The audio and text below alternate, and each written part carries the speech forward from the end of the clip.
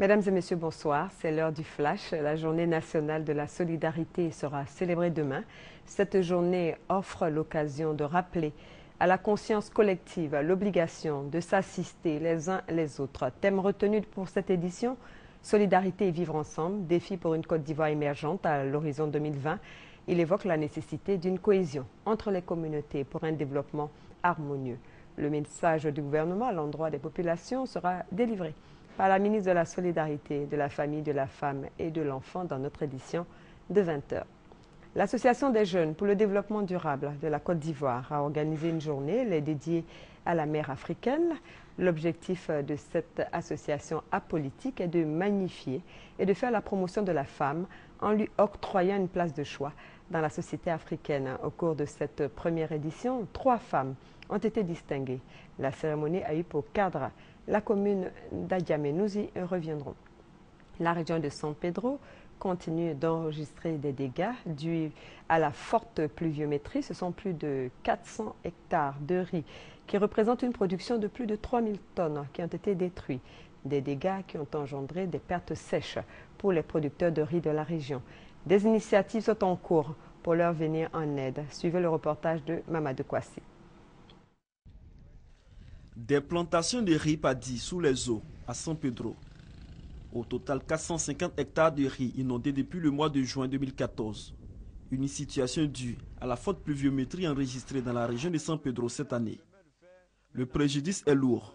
Plus de 3000 tonnes de riz paddy détruits pour un montant d'environ 500 millions de francs CFA. Chez les producteurs, c'est la désolation totale, puisque cela constitue le fruit d'une année de dur labeur. Sinon, tout est gâté. Actuellement, même on a des problèmes à manger à la maison. Face à la situation, une cellule de crise a été mise sur pied par la Fédération nationale des riziculteurs de Côte d'Ivoire, FENARICI. Mais déjà, l'on sollicite le soutien de bonne volonté pour assister ces 300 familles menacées de famine. Je lance donc un appel pressant à l'endroit de toute la Côte d'Ivoire et des partenaires au développement pour venir au secours de 300 familles qui ont perdu toute leur récolte cette année. Si rien n'est fait pour eux, ils n'auront rien pour mettre leurs enfants à l'école, ils n'auront plus rien à manger. Dans les différents villages victimes de cette inondation, l'heure est désormais à la réflexion. Il faut rappeler qu'avant les producteurs de riz qui subissent ces inondations depuis 2 mois, les eaux dues aux fortes pluies diluviennes qui continuent de s'abattre sur la région de San Pedro ont détruit de nombreuses habitations dans des villages. L'épidémie à fièvre Ebola menace toujours la sous-région ouest africaine.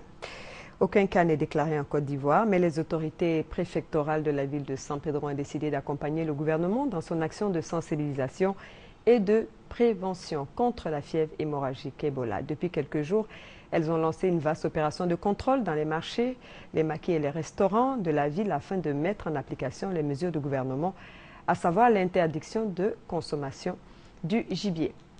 L'activité économique est de plus en plus affectée par la peur de l'épidémie en Guinée. Je rappelle que le premier foyer du virus Ebola a été découvert en Guinée forestière.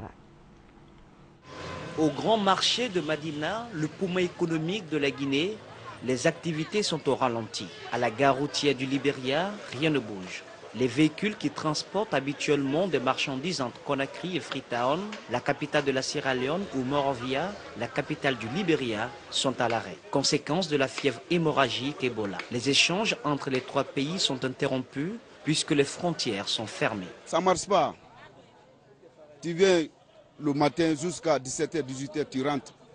Même 100 francs ou bien 1000 francs ou bien 5000 francs, tu ne gagnes pas, personne à te donner. L'épidémie d'Ebola a un impact économique chaque jour plus important. L'industrie touristique a été la première touchée. Conséquence de la suspension des vols vers Conakry et des mises en garde contre cette destination. L'impact a été immédiat. Les 2 grands hôtels qui sont à Conakry en ce moment ont vu leur activité chuter de près de 7% du taux de remplissage de ces hôtels. Donc c'est catastrophique pour le secteur. Les petits métiers qui se greffent habituellement sur l'industrie touristique sont touchés de plein fouet. Les artisans, par exemple, essayent de faire bonne figure, Mais les clients se font de plus en plus rares. On ne voit personne qui rentre parce qu'il y a les vols qui sont diminués, il n'y a pas les passagers, il n'y a pas les clients qui viennent acheter. Même il y a des blancs qui viennent ici, ils envoient des gants, ils portent des gants, ils ne veulent pas qu'on les touche. Tout cela, bon, c'est difficile de communiquer avec eux. Du coup, une certaine grogne prend forme en Guinée. Le gouvernement affirme que toutes les mesures ont été prises pour enrayer l'épidémie. Mais certains opposants l'accusent de mauvaise gestion de la crise sanitaire. J'ajoute enfin que la Côte d'Ivoire a décidé de fermer ses frontières avec la Guinée et le Libéria pour éviter la propagation de l'épidémie. C'est la fin de ce flash. On se retrouve à 20h.